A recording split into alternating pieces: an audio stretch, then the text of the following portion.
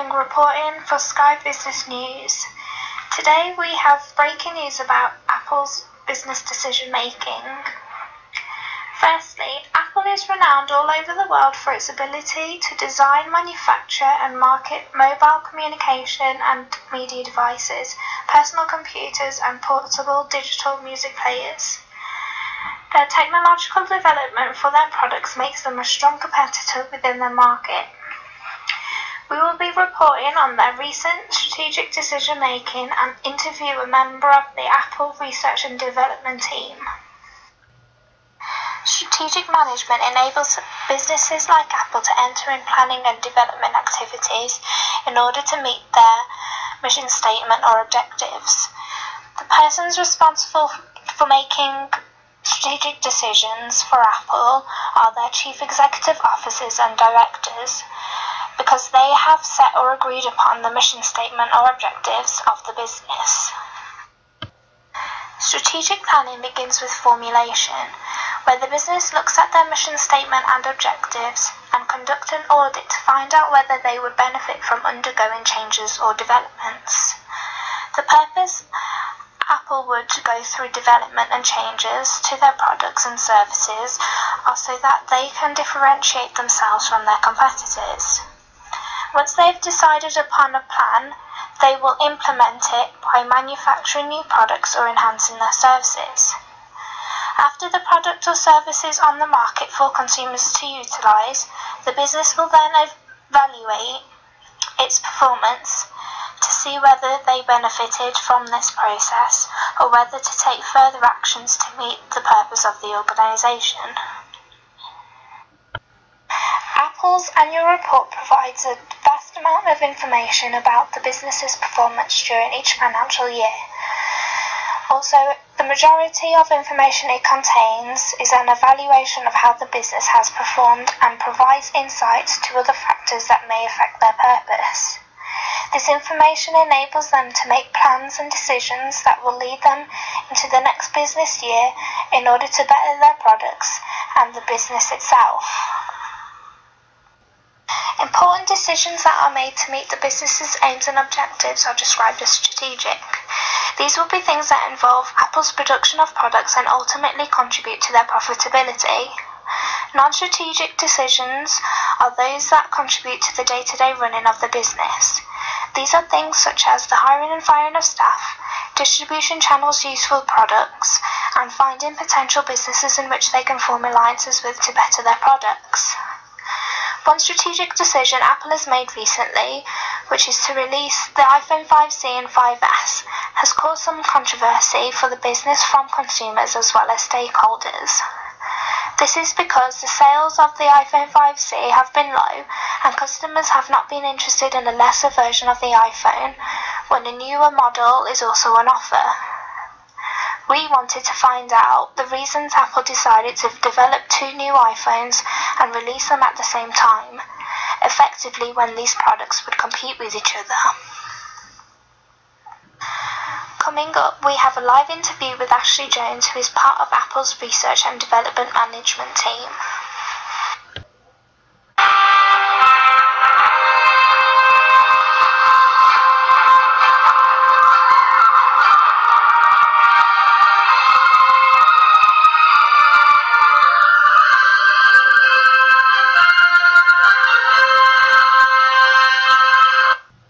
So Ashley, could you provide some insight as to why the decision was made to produce two new iPhones that are now competing with one another?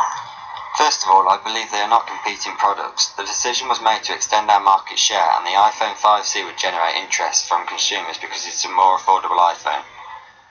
The iPhone 5S is more luxurious and was designed to stand out in a crowded field of similar smartphones. We've found some figures showing that the amount of 5C units sold is 2.6 million and the 5S units sold is 6.5 million. This is a difference of 3.9 million, which shows that people are showing more interest in their more luxurious iPhone. Does this not contradict that they aren't in fact competing? And why did the production of the original iPhone 5 stop to be replaced with the 5C? No, there is no contradiction. This just points out that the 5S is more popular within the market, and consumers who have previous versions of the phone are upgrading. The iPhone 5 will be replaced by the 5C, as mentioned before, to target consumers who want a more affordable iPhone. Yet its sales performance hasn't shown that people are interested and would prefer the better and more technological version, that is the 5S. But that's down to consumers' purchase decisions. We merely provided them with a choice of products, and this would benefit our business as we have 2 new products available to consumers so that we can continue to compete within the market.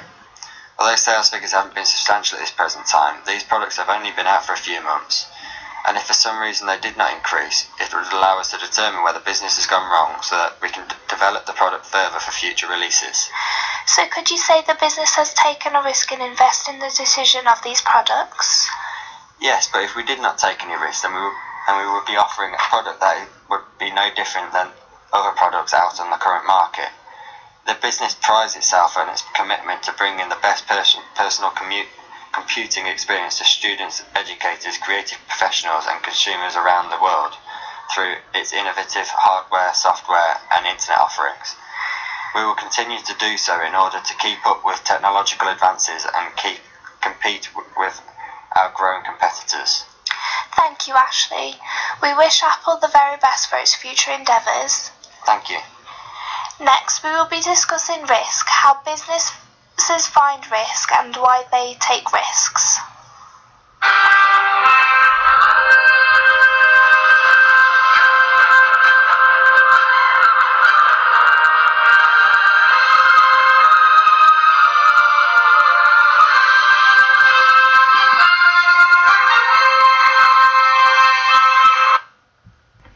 Risk can be identified by conducting a pestle or SWOT analysis of different internal or external factors that impact upon a business.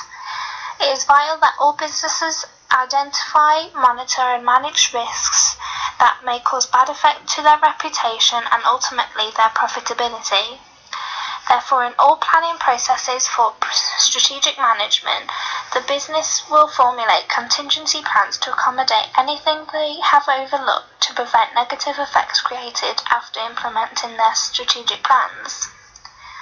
All strategies made by businesses generate risk, but the market and consumers are always evolving with many different external factors, and unpredictability should be carefully considered.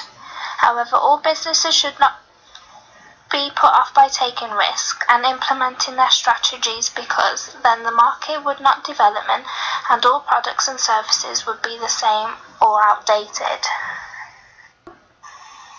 From the discussion with Ashley Jones, it can be said that Apple has a large risk appetite, as they are constantly developing and looking at ways in which they can enhance their vast range of products to stay relevant within their market. If they did not develop their products or services, their competitors would take over the market and the business's current reputation as leading mobile device manufacturer would decrease.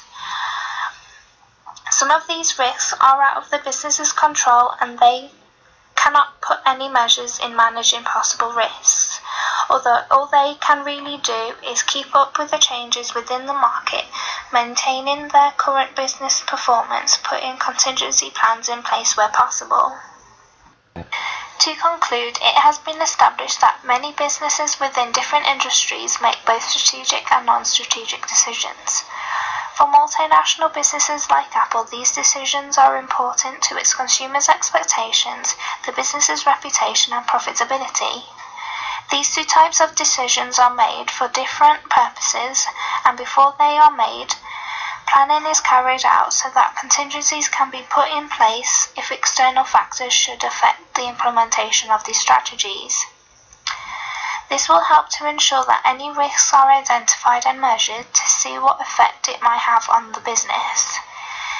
This is because external factors contribute to the reason why businesses plan for new strategies. Any flaws with these plans can create a negative effect for them. However, the business can manage the risk once it's been identified. This has been Taryn Young reporting for Sky Business News.